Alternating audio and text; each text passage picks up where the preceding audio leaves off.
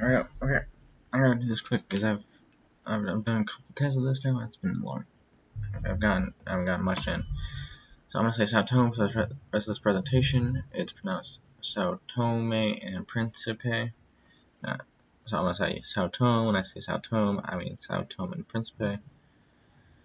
And oh, it's me, Brent Hefner, by the way.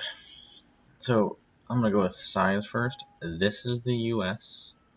I even had to cut this off a little bit so I could fit it on here. This is Rhode Island. This is the smallest state in the country. Right there. This is Sao Tome compared to Rhode Island. It's about half the size. Okay, I spent a minute on this. Their population, 200,000. It's a lot of people.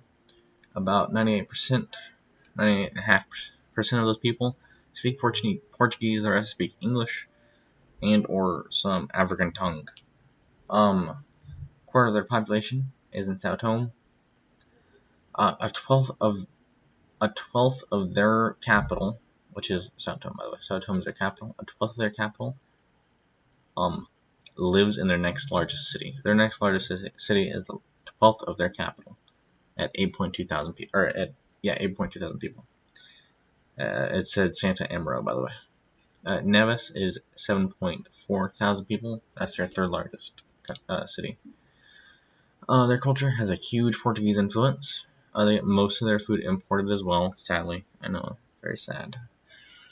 You know, fish, beans, bananas, tropical fruits like oranges, pineapples, stuff like that. They have coffee as a spice. I'm sure they drink it, but it's mostly just a spice here. They grow a ton of chickens because it's easy to grow chicken because it doesn't take much space. They don't have much of it. Socope, Usua, and Dexa are traditional sing ways they can sing and like chant sort of stuff. The Chilali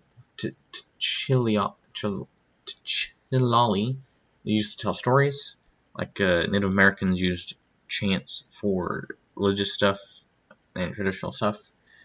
Soccer, they're in FIFA, but they pretty much only play soccer. They're in FIFA. There you go. If you're really rooting for an underdog, root for these guys. Most people practice open relationships. About 2 to 3 people are in a relation, like per person, they're in a relationship with like 2 or 3 people at a time. Women will often have more than 4 kids. 4 is like their minimum. If you don't have 4 kids, most of their society is going to be like, why don't you have more kids, man? Ooh.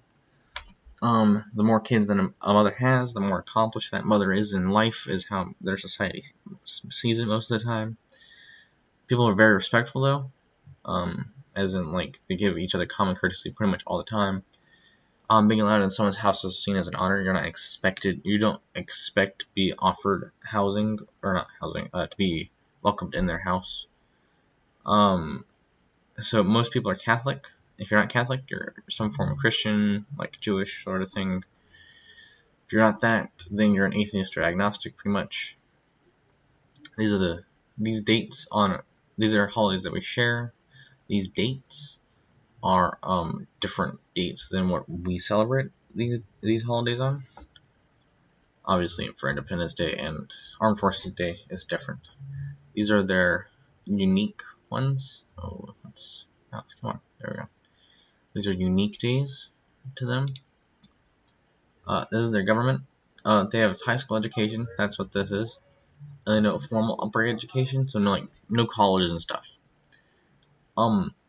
Their government, I can't figure out anything. I haven't found anything on how their government actually operates. I can tell I can tell you how it's run, not how it operates. This is all I could find. I could not find a constitution. I could not find any government documents. I could not find anything. Their branches. This is what I found. This is all I could find. This is the democratic government of Sao Tome and Principe. The republic. The president is the leader of state, where the prime minister is the head of the government. Give me a couple seconds to write all that down. There you go. Their economy is pretty in the gutter. It's pretty in the gutter right now. Their corporate tax is 37%. I couldn't find any other tax stuff, tax records, tax anything within 20 years. And most of their revenue for the government comes from tourism, because people go, hey, look, a nice island where I can go swimming and get stung by a jellyfish and die, or just have an irritated leg. Let's go there. I don't like islands. Most of their current issues is they have some problems with pollution on land and in their water. It's a huge problem right now, and land erosion is becoming an issue. It's not quite a major issue yet, but it's kind of like global warming. It's coming up in a couple years, but no one's really caring until it's a problem. Because they're a small island nation. They don't have much land in the first place, and they're losing land. It's not a good idea. They have good U.S. relations. I think that's mostly because they don't do anything. They don't really do much. They've pretty much only done didn't really do much. They haven't really done much. This is their latest news that I could find was 3 years ago. 3 years ago was their latest news. They cut ties with Taiwan, and Beijing was happy.